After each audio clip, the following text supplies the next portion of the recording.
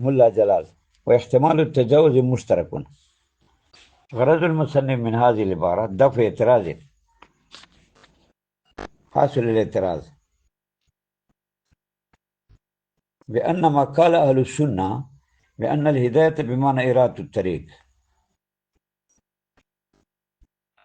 ثم المهدي إن سلك الطريق وصل إلى المطلوب، وإن لم يسلك لم يصل إلى المطلوب. هذا معنى حقيقة. هذا ما قال أهل السنة حقيقة.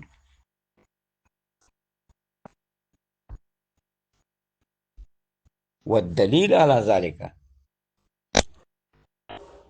قوله سبحانه وتعالى: وأما ثمود فهديناهم، أي أما ثمود فأريناهم الطريق ولكن لم يعملوا ولم يسلكوا على هذا الطريق، فلذا لم يصلوا إلى المطلوب.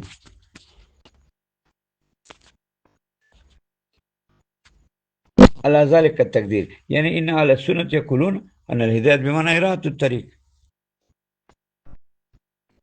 والهادي يريد طريقة إلى المهدي، فإن سلك وصل إلى المطلوب وإلا فلا.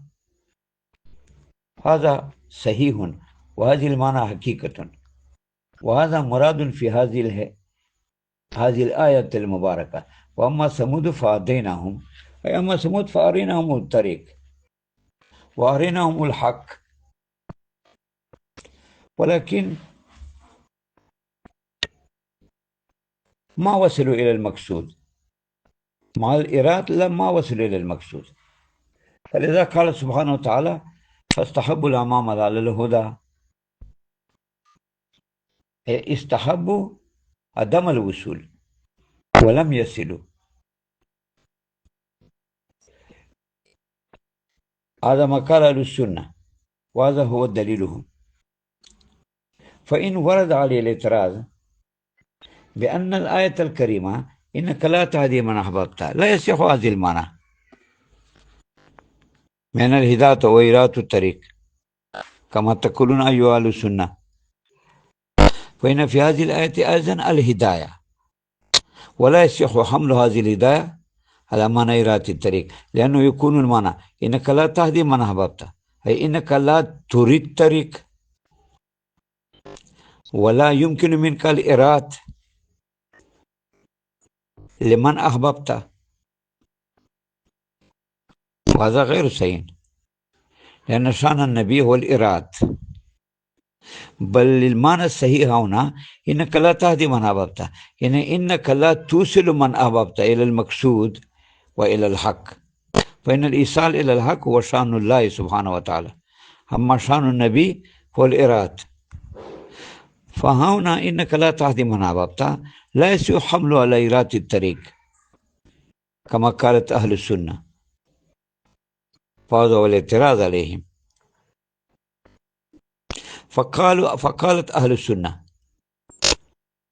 نعم، إنا ندعي أن الهداية بمعنى إرادة الطريق، وهذا موافق للغة، لأن الهداية في اللغة أيضا مستعمل في إرادة الطريق، وكل معنى لغوي هو معنى حقيقي، وهذا هو المعنى الحقيقي، وهذا هو المراد في هذه الآية: وأما ثمود فهديناهم، أي أما ثمود فأريناهم الطريق، وأريناهم الطريق إلى الحق، ولكن فاستحبوا الأعمى على الهدى ولم يصلوا، فالإرادة صحيح، وهذه الآية تؤيد ذلك. أما ما تقولون في الاعتراض بأن الهداية في قوله تعالى إنك لا تهدي من أحببت لا يصح حمله على إرادة، لأنك لا تريد طريقة لمن أحببت، هذا غير صحيح، لأن شأن النبي هو الإرادة. فتقول أهل السنة أن هنا الهداية محمول على المعنى المجازي والإيصال للمطلوب، يعني أن الإرادة حقيقة والإيصال مجاز. كيف؟ فإن الإرادة سبب للإيصال، فهنا أريد المعنى المجازي. عن الإيصال من قبيل ذكر السبب والمراد منه المسبب، يعني للهداية في الحقيقة هو إيراد الطريق، إلا أنه أريد هنا الإيصال المعنى المجازي بعلاقة السببية والمسببية. فالمعنى إنك لا تهدي من أحببت، أي إنك لا توصل من أحببت إلى الحق، فإن الإنسان إيصال إلى الحق شان الله سبحانه وتعالى. فهذا تأييد لمدعى أهل السنة بأن مدعى أهل السنة حق، فرد عليه بقوله واحتمال التجاوز مشترك، يعني أن هذه التوجيه كما ذكرت لأهل السنة بوجوه التي بينتها، كذلك التوجيه بعين هذه الوجوه والصفات يمكن للفريق الثاني أي للمعتزلة، حيث تقول المعتزلة أن الهداية بمعنى الإيصال إلى المطلوب، والدليل على ذلك إنك لا تهدي من أحببت، أي إنك لا توصل من أحببت إلى الحق. فهذا هو معنى أنك يكون مراد في هذه الآية.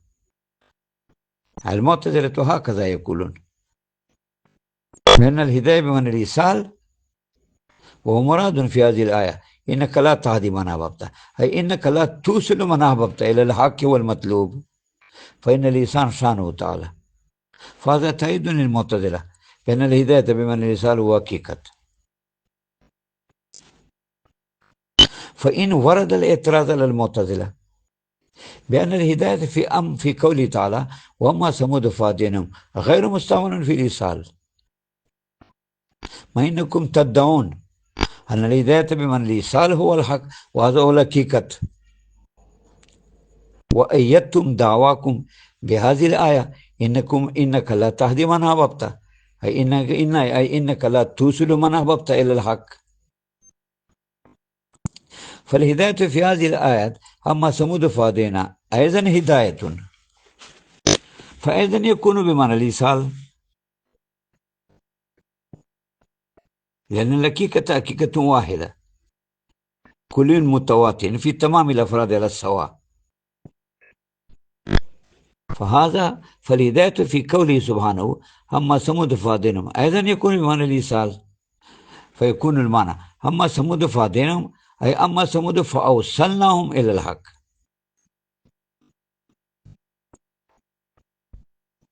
معنى إيصالهم إلى الحق غير ثابت، وصولهم إلى الحق غير ثابت، فإن ثمود لم يؤمنوا بنبيهم صالح عليه السلام، فإيصالهم إلى الحق غير ثابت. فكيف تقول أن الهداية بمعنى الإيصال؟ كيف والإيصال هنا غير سين؟ أما ثمود فهديناهم أي أما ثمود فوصلناهم إلى المقصود وإلى الحق، فإن إيصالهم غير ثابت.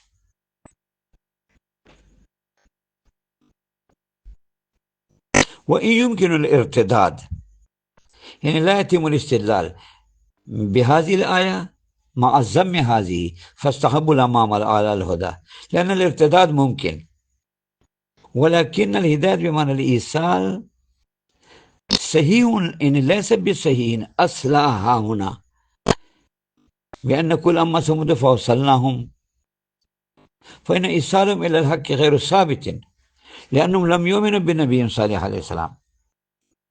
وإن جعلنا الاستدلال هكذا أما ثمود فهديناهم أي أوصلناهم إلى الحق فاستحبوا الأعمى على الهدى، يعني فاستحبوا عدم الوصول على الوصول،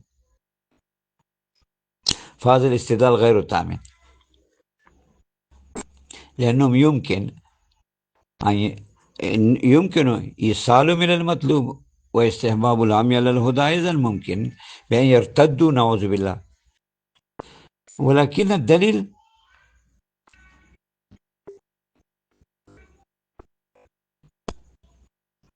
منحصر في هذه الجملة المباركة. أما ثمود فهديناهم، أي أما ثمود فوصلناهم إلى الحق مع أن إيمانهم غير ثابت.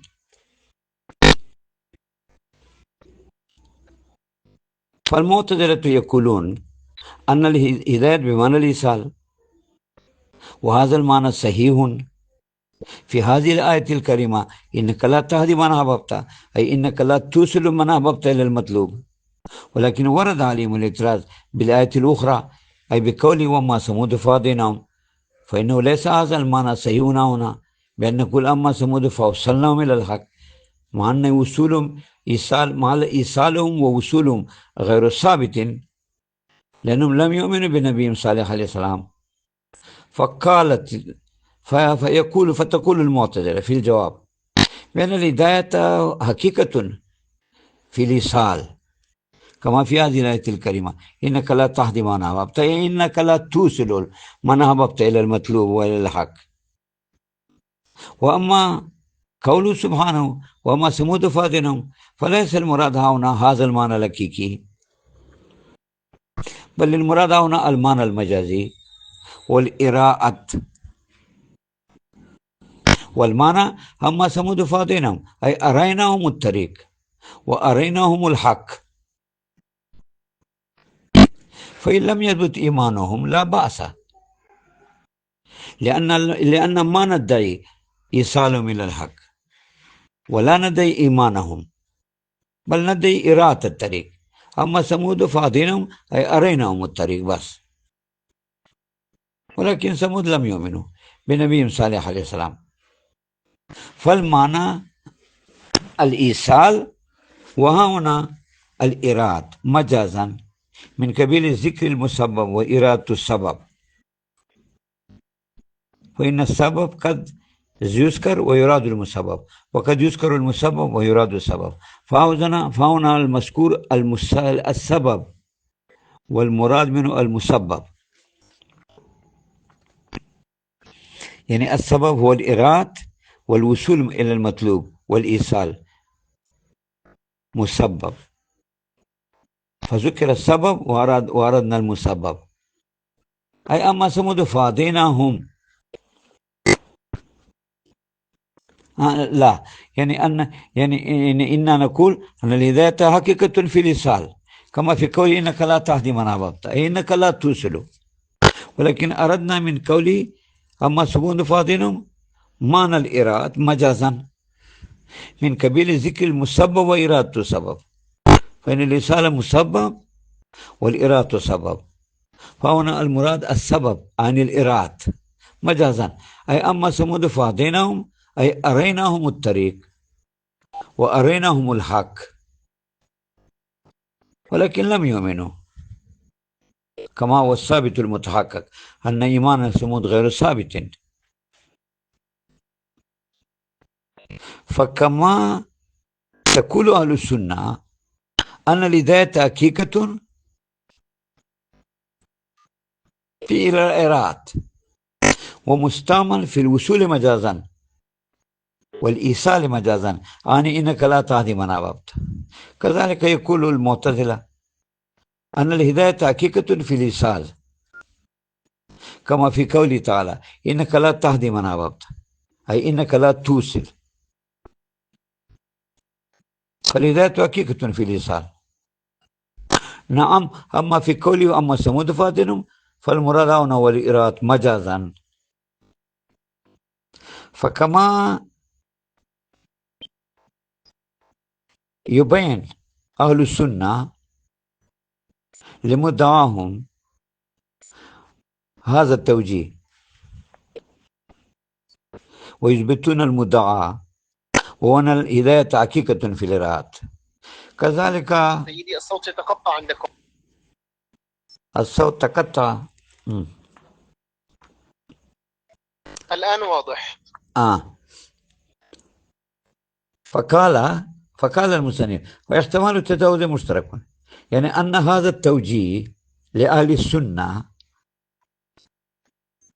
كما قالت أهل السنة أن الهداية حقيقة في الإراد ومستعمل في الإيصال والوصول مجازا،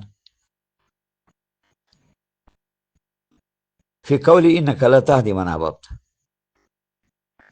فتم دعواهم بأن أهل السنة يدعون أن الهداية بمعنى إراءة الطريق، وتأييد هذه القول. أما ثمود فاضيناهم أي أريناهم. وأما في قوله تعالى إنك لا تهدي من أحببت، ليس المراد الهداية بمعنى إراءة الطريق، بل الهداية بمعنى الإيصال مجازا. فتم دعواهم أي دعوة أهل السنة. كذلك يقول أهل الاعتزال أن الهداية بمعنى الإيصال حقيقة، والدليل قوله سبحانه إنك لا تهدي من أحببت، أي إنك لا توصل من أحببت إلى المطلوب. هذا صحيح، وإن كانت تقدر على الإرادة، ولكن لا توصل من أحببت إلى المطلوب. هذا هو الحقيقة. أما الهداية في أما ثمود فهديناهم، فالمراد هناك الهداية بمعنى الإرادة مجازا. فصح الدعوة للاتصال أيضا، وهو الدعوة الحقيقة، كما صح الدعوة للسنة وهو الدعوة الحقيقة. فلا ترجيح لأحد المذهبين على الآخر.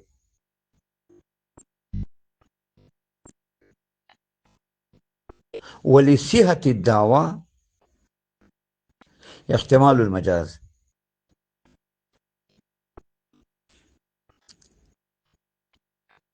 يعني دعوة أهل السنة صحيحة باحتمال المجاز، يعني أن الهداية بالمعنى الذي لا يريد أهل السنة مجاز. وكذلك أهل الاعتزال يقولون أن دعوانا أن الإيصال حقيقة، وما الإراد فقد تستعمل الهداية في الإراد ولكن مجازا. فلا ترجيح لأحد المذهبين على الآخر، ولا ترجيح للدليل أحد المذهبين على الآخر. فلذا قال واحتمال التجاوز أي إنشاء التجاوز جار في كل من المذهبين،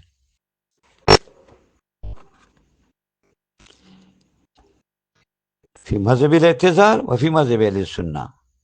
لكل منهما إنشاء التجاوز جائز، بأن يكون بالمجاز ويكونون بالمجاز في المعنى التي يريدها خصم. ثم قال وللمناقشة في امتناع حمله مجال فتأمل. هذا يريد الملا جلال ترجيح قول أهل السنة على أهل الاعتزال، ويقولون أن ما يقول أهل السنة أن الهداية بمعنى إرادة الطريق حقيقة، هذا هو الحق.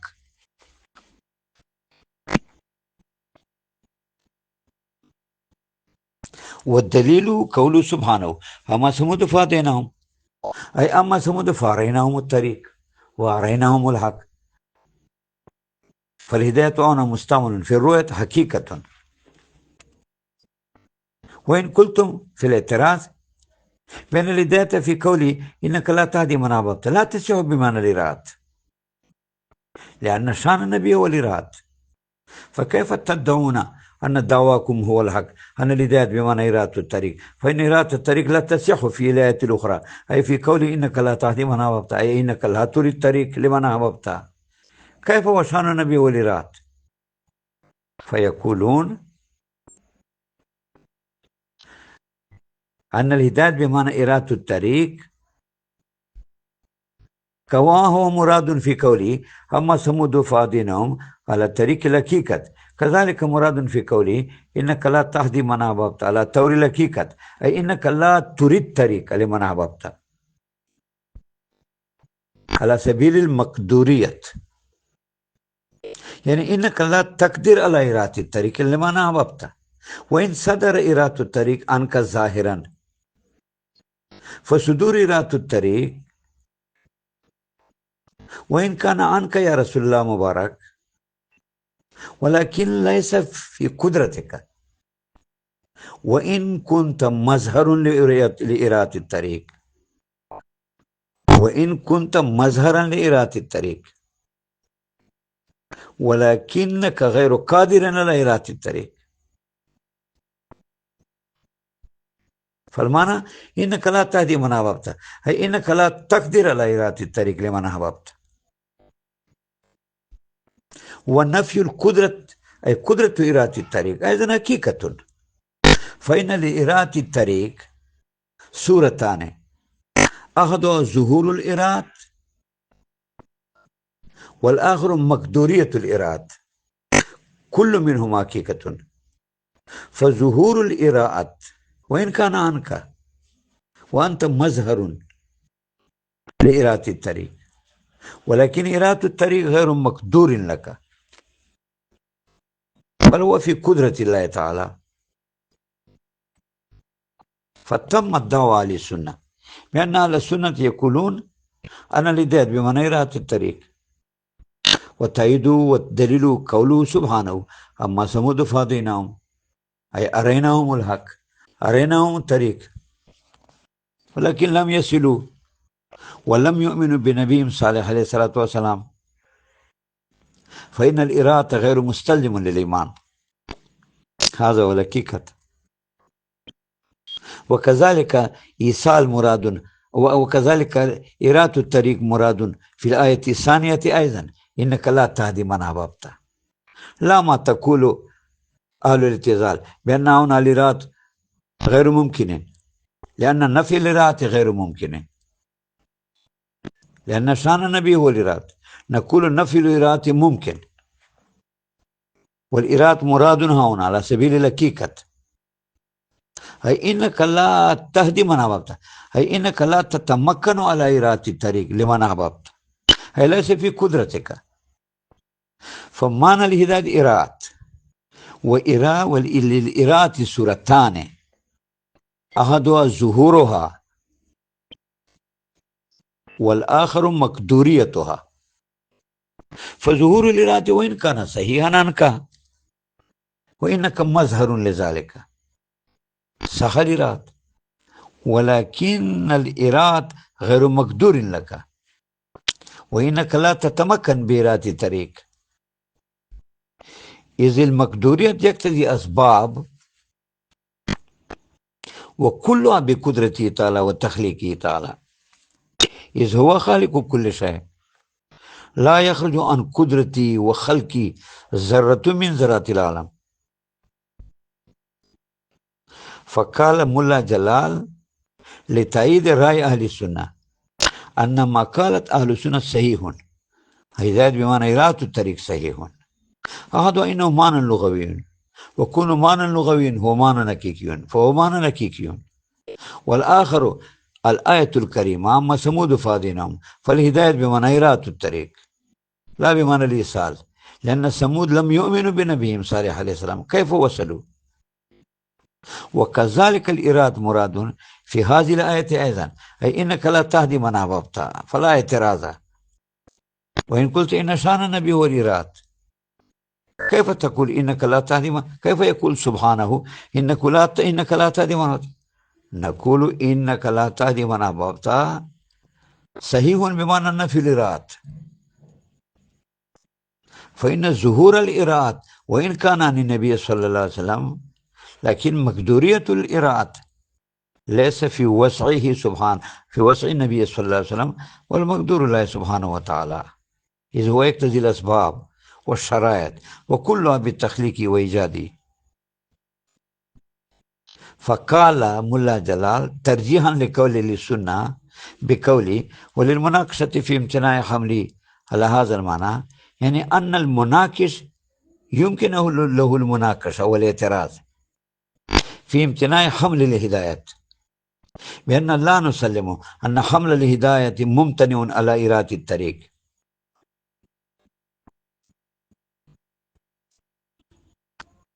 في قوله سبحانه وتعالى إنك لا تهدي، وللمناقشة يعني أن للاعتراض أي لاعتراض المناقش في امتناع حمل الهداية، حيث أن المعترض يقول أن حمل الهداية على إرادة الطريق ممتنع في قوله سبحانه إنك لا تهدي. إحسان النبي هو الإرادة. كيف ينفي الله سبحانه وتعالى عن النبي صلى الله عليه وسلم الإرادة؟ فقال أن للمناقش جواز أن يقول لك أن حمل الآية على إرادة الطريق غير ممتنع، بل له مجال ووسعة فتأمل. وللمناقشة هي الاعتراض المعترض وهم أهل السنة في امتناع حمله، أي في أن يحمل أي في امتناع حمله، أي في امتناع الهداية على معنى الإرادة في قوله سبحانه وتعالى إنك لا تهدي. مجال للمناقشة جواز المناقشة والاعتراض في امتناع الحمل، بل يقول المناقش أن الحمل على الإرادة جائز وله مجال ووسعة فتأمل. أراد بيانه وتوجيه ذلك في كل فتأمل. حاصله أن للإراءة يعني أن معنى الهداية هو الإراءة، هذا هو الحقيقة، إلا أن له صورتان، أحدها ظهورها ومظهرها والأخرى مقدوريتها. فظهورها وإن كان عنك، ولكن مقدوريتها ليس عنك، بل هو مقدور الله سبحانه وتعالى، كما في قوله سبحانه وتعالى وما رميت إذ رميت ولكن الله رمى وما رميت إذ رميت. هو رد الاعتراض أن هنا اجتماع نكيزين، حيث قال سبحانه إذ رميت فما رميت، فقد تحقق النفي الرمي بعد ثبوت الرمي. والجواب لا، معناه أن الظاهر الرمي وإن كان عنك لأنك أخذت بيدك المبارك سقط شوي رمل، يعني إنك أخذت بيدك المبارك الرمل ورميتها إلى الناس والكفار، فقد رميت وصدر ظهور رمي عنك، ولكن ما رميت في الواقع، أي ما وصل أثر هذه الرمي إلى عيون الكفار بقدرتك، بل هو بقدرة الله سبحانه وتعالى. هذا هو توجيه والترجيح لقول السنة. ولكن يرد الاعتراض على أهل السنة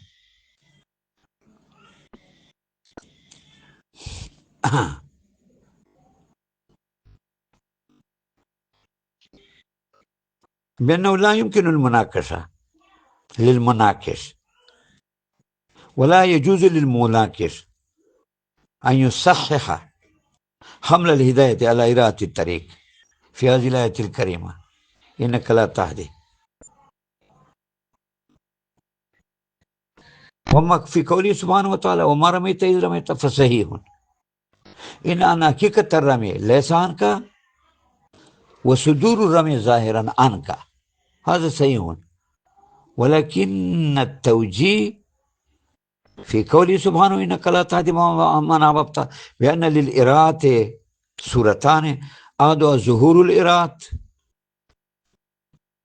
فهو عنك يا رسول الله مبارك، ولكن مقدوريته في الواقع ليس عنك، بل إنما هو مقدور لله سبحانه وتعالى. فهذا التوجيه ليس بصحيح، وقياسها على قول وما رميت إذ رميت غير صحيح، لأن هنا القرينة موجودة، أي في قوله تعالى وما رميت إذ رميت القرينة موجودة، إذ إصابة كف واحد إساوة كف واحد من الحصى والرمل إلى أعين هؤلاء الكفار وهم ألوف أم ألف على ما روي خارج عن توكيل البشر بحسب الظاهر، فالصح وما رميت إذ رميت، يعني إنك رميت ظاهرا ولكن ما رميت في الحقيقة، لأن الكفار ألوف وأصول الرمل إلى أعين الكفار من كف واحد خارج عن توكيل البشر. فصحيح إنك ما رميت إذ رميت، يعني إذ رميت في الظاهر ما رميت في الواقع. وهذه التوجيه لا يصح في الإراءة بأن نقول إنك لا تهدي من أحببت، أي إنك لا تريد الطريق، أي ليست إرادة الطريق مقدور لك وإن كان في ظاهر صادرا عنك. هذا التوجيه بعيد.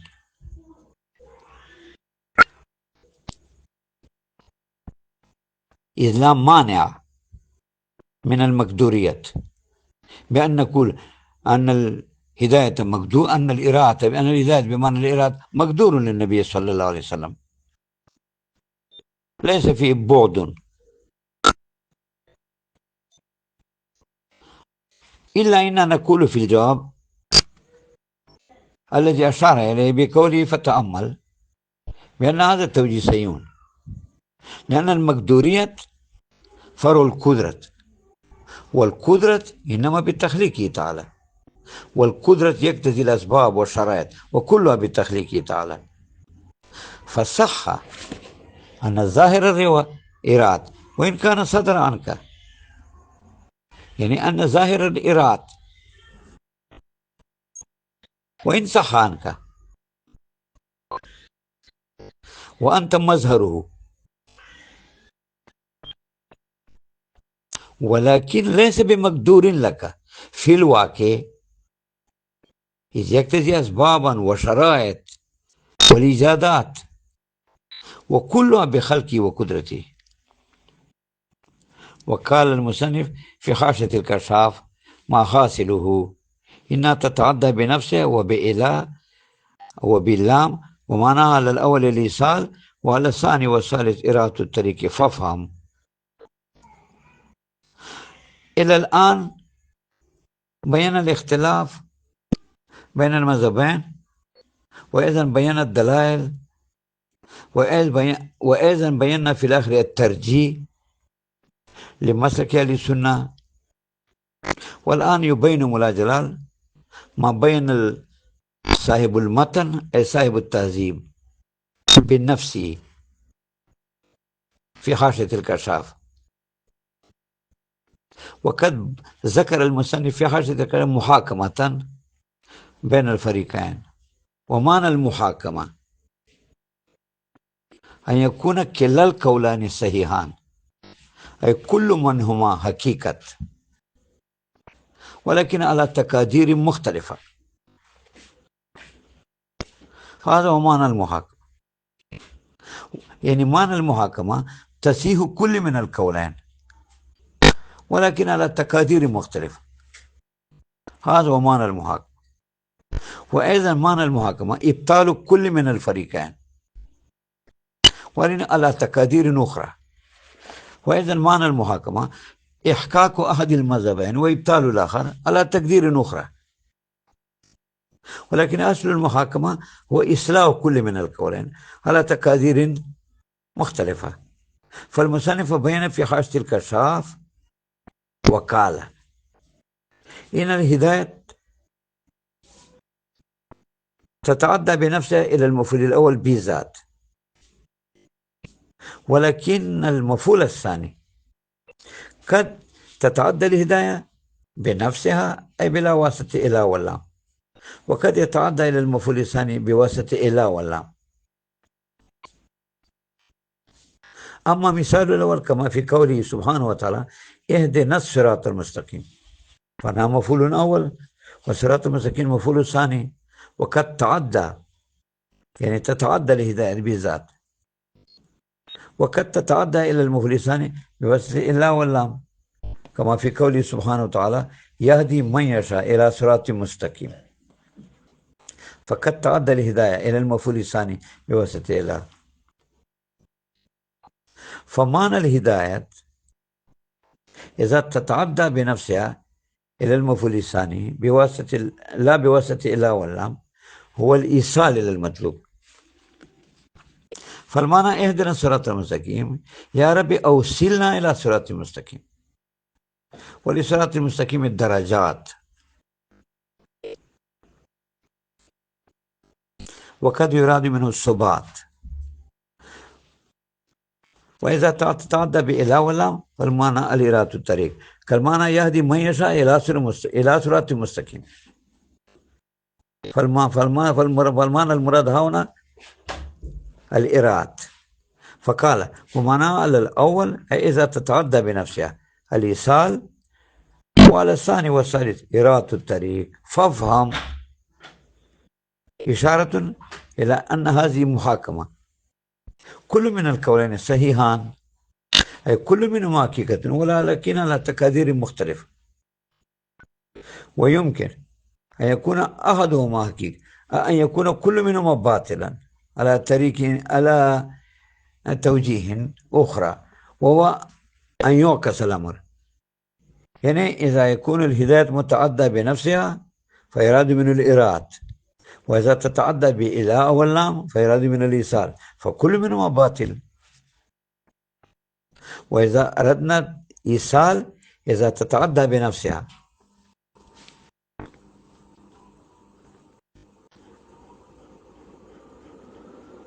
وكذلك أردنا الإراد إذا تتعدى بإلى واللام، فكل منهما سيون.